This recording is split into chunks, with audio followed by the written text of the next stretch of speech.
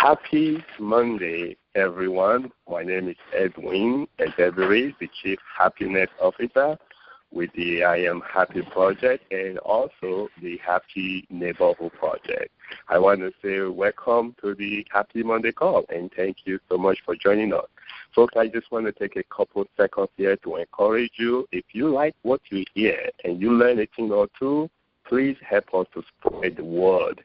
Definitely, this is our way of helping spread happiness in the world by helping people increase and sustain their happiness by turning what usually is a very terrible, beginning of the week into an exciting beginning of the week, making Monday something people look forward to help to set a stage for the rest of the week. We want to help you to build a foundation of happiness for the whole week. That's what Happy Monday is all about. Folks, today, just like every Monday, we have a very exciting topic. Now, I'll tell you, this is not something that I ordinarily think about when I think about happiness. And I think you guys are going to have to agree with me because it's coming from a whole different angle. But when we are done, you will definitely appreciate this angle. So today, folks, we're going to be talking about trust and happiness. Yeah, you heard me right. And I know some of you might be wondering right now, what's trust got to do with happiness? Well, until you hear Camille to break it down for us, okay? Camille has been on a journey for over 40 years. Now check this out, though. Okay, 40 years ago, he really wasn't a happy guy. And the way he would put it, he said that the happy has fallen out of his vocabulary. Well, you will get to understand how he brought it back, because sometimes, folks, we go on this journey and we leave happiness behind. We become successful and worry why happiness did not come. He is an expert, folks, in really helping individual and business owners gain trust. Camille, welcome to the call. Thanks, Edwin. Thanks for having me. Absolutely. Well, let's get to it. Now, in your own experience, how do you help people find happiness? Well, sometimes we find what we're looking for when we look in the opposite direction. And the opposite of happiness, some people will say, is unhappiness. And some will say that it's sadness. And to me, the opposite of sadness is joy. And the opposite of happiness is on a daily basis when we're feeling disappointed. And when we feel disappointed, that usually what's happening behind that in our relationships is we have a severe lack of trust. So It's about building trust.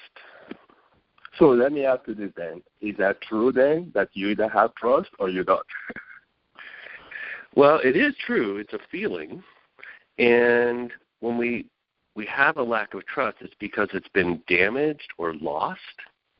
But there's ways that we can rebuild trust and therefore start to rebuild happiness in our relationships with people outside of us and with ourselves.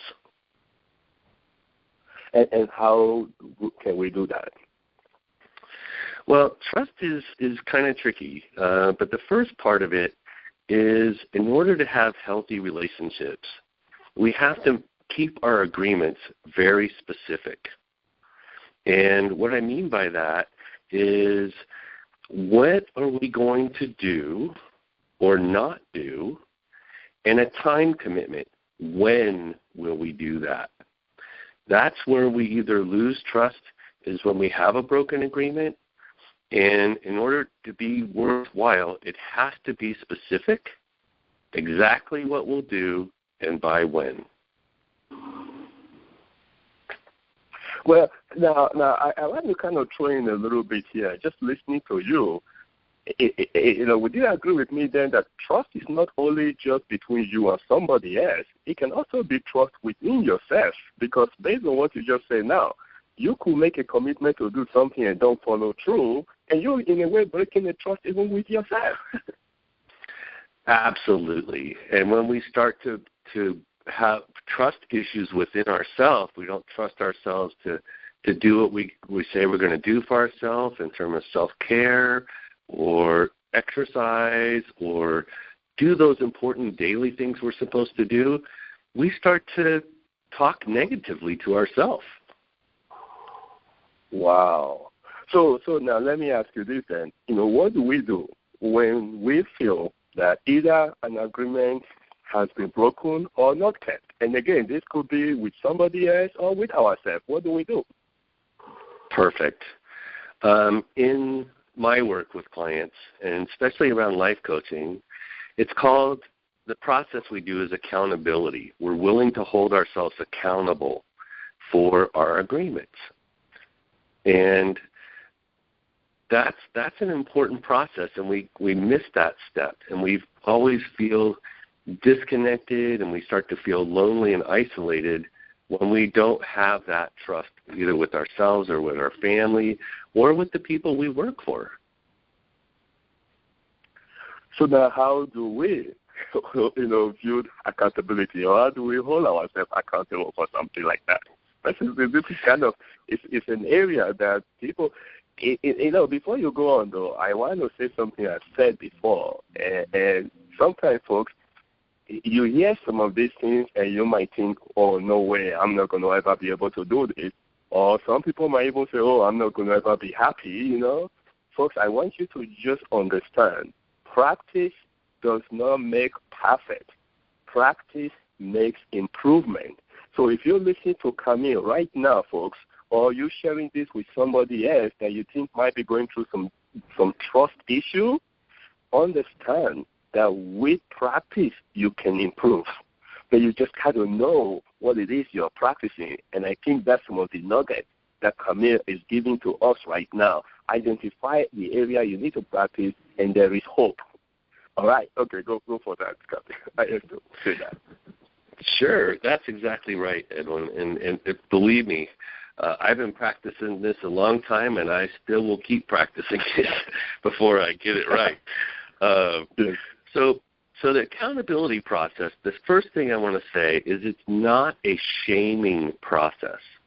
We all carry too much shame. And so this process is not to shame another person, and it's not to shame ourselves for not keeping that agreement. It's to help us understand and to do better, like you were saying, practice and get better. So the accountability process goes really simple. The first question we ask is, what was the agreement? And then the second question, did you keep the agreement?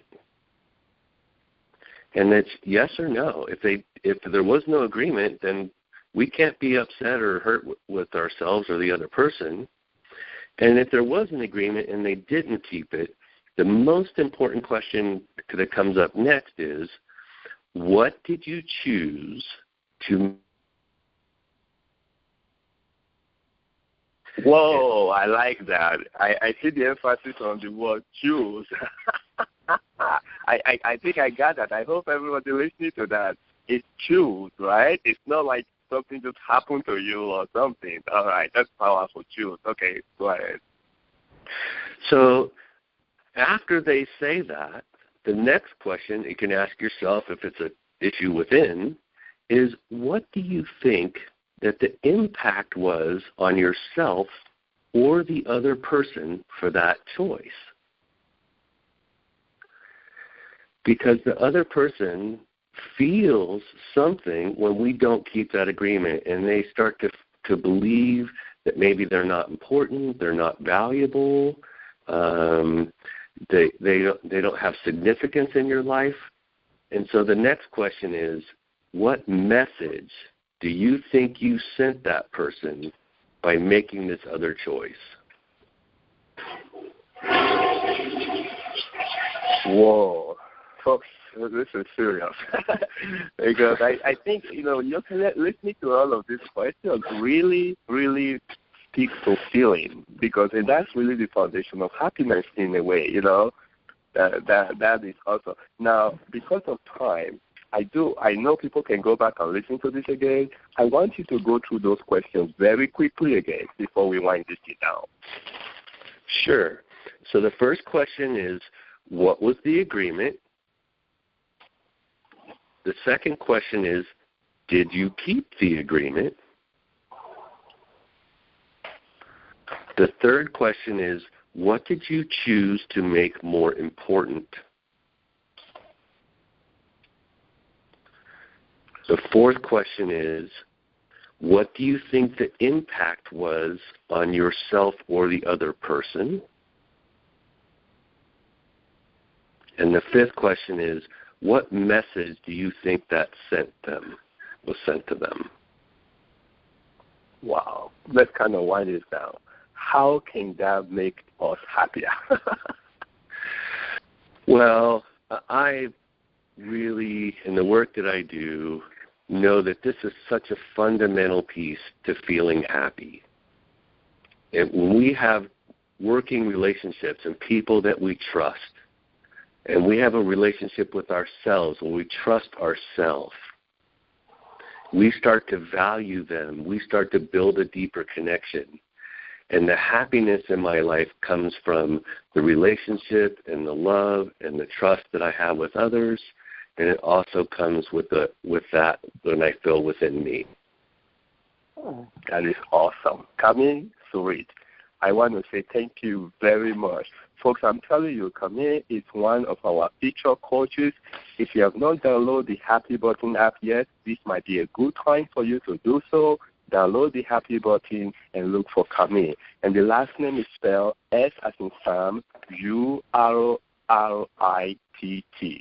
And you can also find him in the IamHappyProject.org under the feature coach. Check him out. Folks, if you're having issue with trust, folks, you definitely want this to be a beginning where you start choosing. Folks, and if you don't have issue with trust, then welcome to the board. Folks, today we've been talking about trust and happiness. And my special guest, Camille Sourit. Thank you one more time, Camille. Thank you so much, Edwin, and thanks everyone for showing up on the call, because I want to live in a world where we trust each other. Thank you.